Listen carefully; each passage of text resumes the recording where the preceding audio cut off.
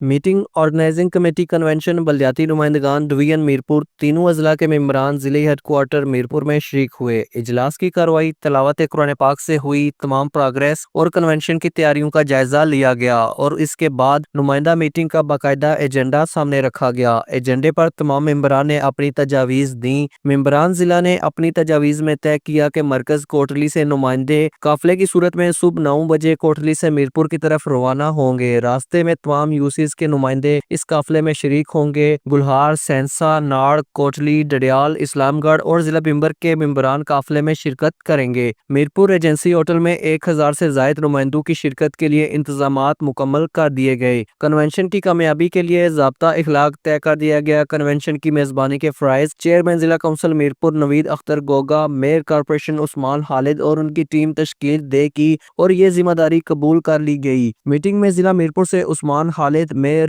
محمد رمضان Chughtai, deputy mayor Chaudhry وقار حالق، Chaudhry Banaras advocate Javed Rashid, Chaudhry Mahmood امجد پاشا، کوٹلی سے احتشام الحق ملک، چودھری عابد اقبال ملک، سرمد مقبول، محمد سلطان، بھمبر سے چودھری ابرار الحق، نعیم اسلم شاہین، سلطان نوشیروان ملک، ریاست ایوان راجہ جسام جہانگیر نے شرکت کی۔ اجلاس کی کارروائی چیئرمین ضلع کونسل میرپور نوید اختر گوگا کی سربراہی میں ہوئی۔ ڈویژن میرپور میں بلدیاتی نمائندوں کا فقید المثال کنونشن منعقد ہوگا۔ یہ کنونشن آزاد کشمیر کے بلدیاتی نظام کی بحالی کے لیے فتح کی نوید لائے گا۔